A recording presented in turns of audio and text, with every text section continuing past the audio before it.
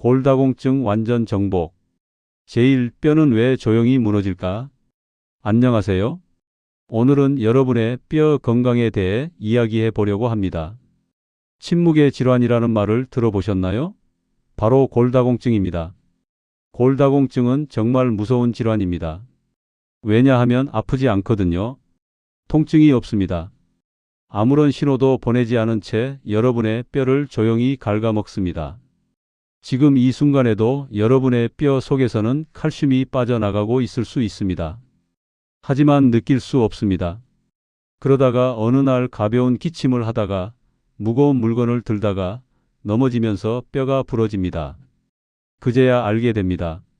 실제로 많은 분들이 골절이 일어나고 나서야 골다공증을 진단받습니다.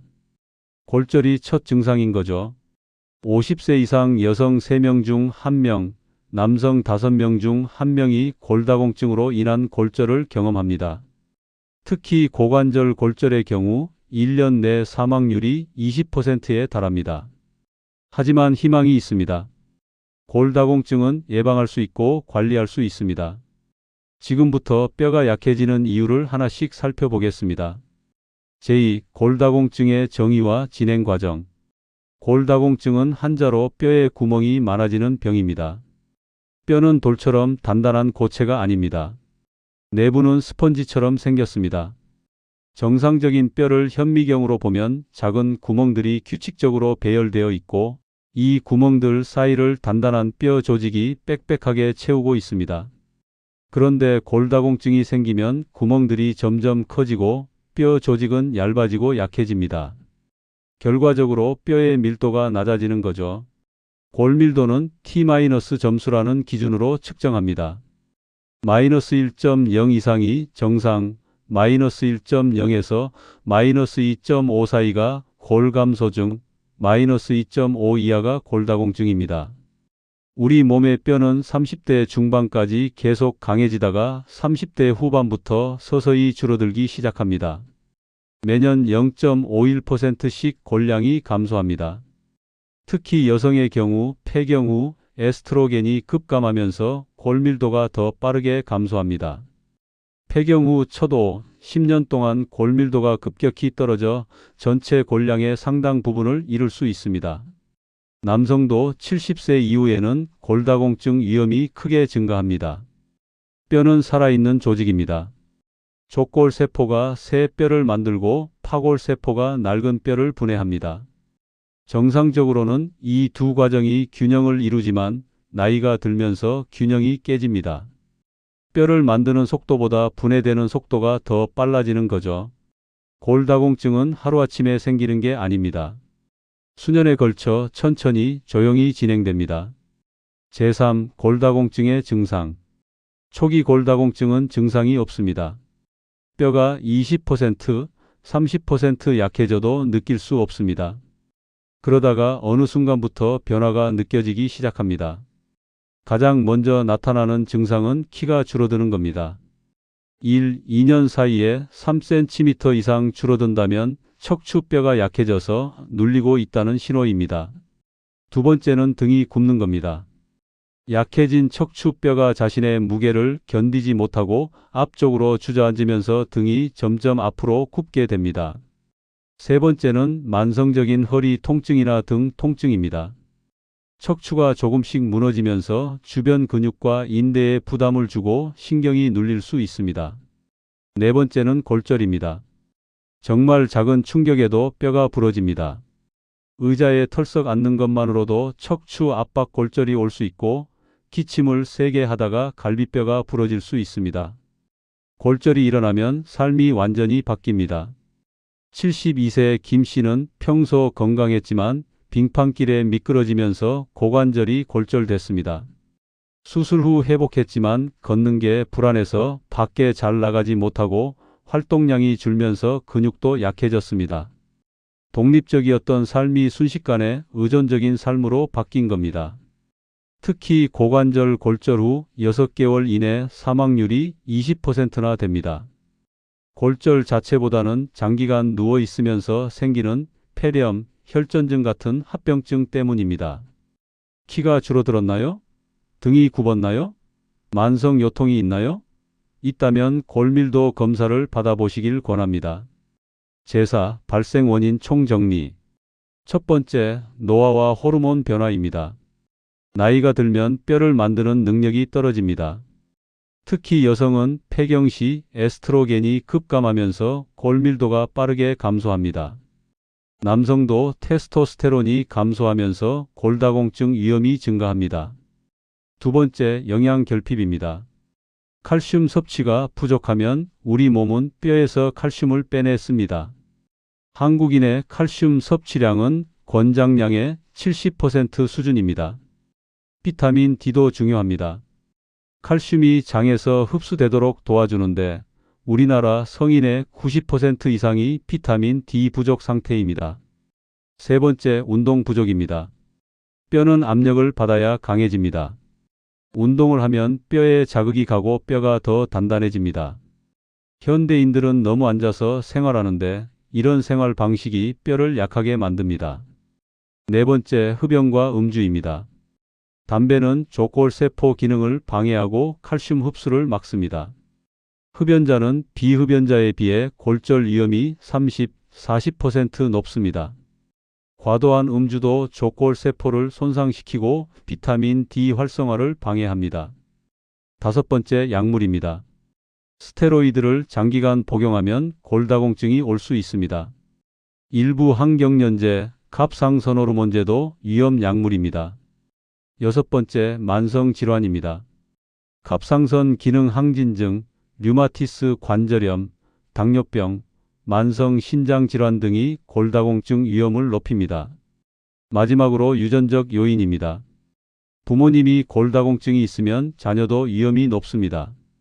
키가 작고 체격이 마른 사람도 위험이 높습니다. 좋은 소식은 이 중 많은 것들이 조절 가능하다는 겁니다.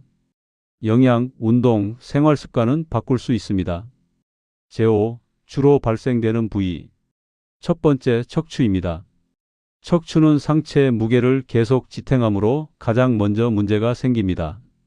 척추 압박골절이 가장 흔한데 척추뼈가 자기 무게를 견디지 못하고 앞쪽으로 납작해집니다. 무거운 걸 들다가 기침을 하다가 심지어 아무것도 안 했는데 갑자기 골절이 오기도 합니다. 한 개가 골절되면 연쇄적으로 골절이 일어나 키가 줄어들고 등이 굽게 됩니다. 두 번째, 고관절입니다. 대부분 넘어지면서 발생하는데 모든 골절 중 가장 심각합니다. 거의 항상 수술이 필요하고 합병증이 많습니다. 50% 이상이 정상 보행을 회복하지 못하고 장기간 누워있으면 폐렴, 욕창, 혈전증이 생깁니다. 1년 내 사망률이 20%에 달해 노인의 마지막 골절이라고도 합니다. 세 번째, 손목입니다. 넘어질 때 본능적으로 손을 짚으면서 손목뼈가 부러집니다. 50, 60대에 가장 많이 발생하며 4, 6주 깁스를 해야 합니다. 회복 후에도 손목이 뻣뻣해지고 힘이 약해지며 더 중요한 건 손목 골절이 향후 척추나 고관절 골절 위험을 2.5배 높인다는 점입니다. 골다공증이 있으면 몸 어디든 골절 위험이 있습니다. 한 번 골절이 일어나면 다음 골절 위험이 2배 이상 증가하므로 첫 골절을 예방하는 게 매우 중요합니다. 제6. 치료 방법. 골다공증 치료의 목표는 뼈를 원래대로 되돌리는 게 아니라 더 이상의 골소실을 막고 골절을 예방하는 겁니다. 약물 치료가 가장 기본입니다. 골흡수 억제제인 비스포스포네이트가 대표적입니다. 파골세포 활동을 억제해 뼈 분해를 막습니다. 아침 공복에 물과 함께 먹고 30분, 1시간 똑바로 앉아 있어야 합니다. 데노스맙은 6개월에 한 번 주사로 맞습니다. 골형성 촉진제도 있습니다. 테리파라타이드는 하루 한 번 자가 주사하며 골밀도를 실제로 증가시킬 수 있습니다. 다만 최대 2년까지만 사용 가능합니다. 칼슘과 비타민 D 보충은 필수입니다. 하루 칼슘 700, 800mg, 비타민 D 800IU가 필요합니다. 운동 요법도 중요합니다. 걷기, 조깅, 계단 오르기 같은 체중 부하 운동을 일주일에 3, 5회, 한 번에 30분 이상 하세요. 근력 운동과 균형 운동도 병행해야 합니다. 생활 습관 교정도 필수입니다. 금연, 절주, 카페인 제한이 필요하며 낙상 예방을 위해 집안 환경을 점검하고 정기적인 시력 검사를 받으세요. 골밀도 검사를 1, 2년마다 받아 치료 효과를 확인합니다.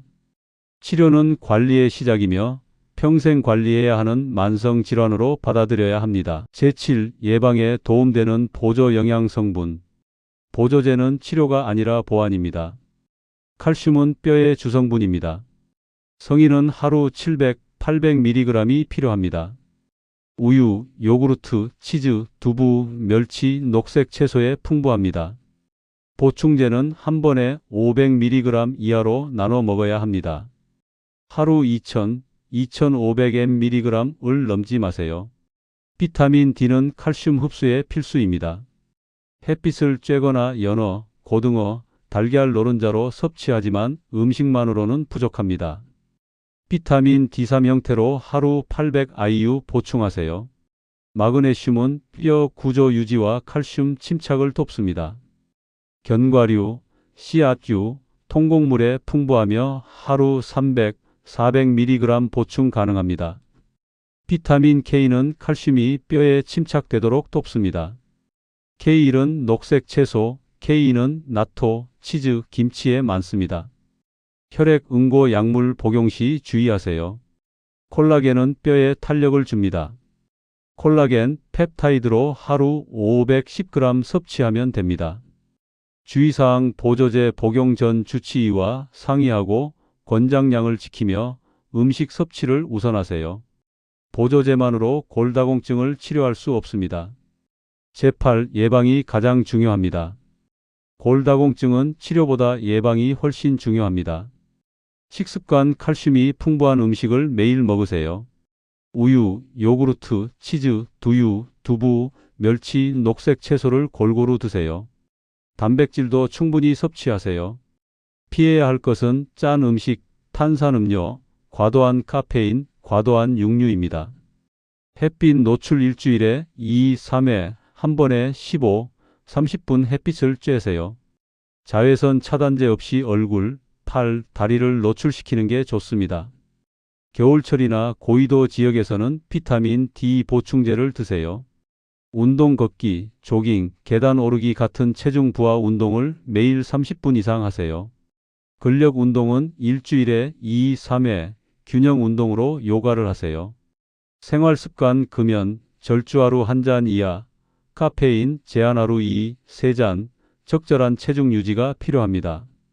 정기 검진 65세 이상 여성과 70세 이상 남성은 모두 골밀도 검사를 받으세요. 65세 미만이라도 위험 요인이 있으면 검사 받으세요. 낙상 예방 집 안 잡동사니 치우기, 화장실과 계단에 손잡이 설치, 조명 밝게 하기, 미끄럽지 않은 신발 신기, 정기적인 시력 검사가 필요합니다. 예방은 지금 이 순간부터 시작할 수 있습니다. 제9. 뼈 건강은 선택입니다. 골다공증은 침묵의 질환이지만 충분히 예방하고 관리할 수 있습니다. 오늘부터 실천할 수 있는 3가지를 말씀드립니다. 첫째, 오늘부터 우유 한 잔을 더 마시세요. 우유를 못 마신다면 요구르트, 치즈, 두유도 좋습니다. 둘째, 오늘부터 하루 30분 걷기를 시작하세요. 빠르게 걷고 계단도 많이 이용하세요. 셋째, 65세 이상이거나 위험 요인이 있다면 골밀도 검사 예약을 하세요. 조기 발견이 중요합니다. 뼈 건강은 선택입니다. 오늘 여러분이 어떤 선택을 하느냐에 따라 10년 후, 20년 후의 삶이 달라집니다. 건강한 뼈로 당당하게 걷고 활동적으로 생활할 수 있는 삶을 원하신다면 지금부터 실천하세요. 넘어지지 않는 삶 준비할 수 있습니다. 여러분의 뼈 건강을 응원합니다. 구독과 좋아요 부탁드립니다. 다음 영상에서 또 만나요. 건강하세요.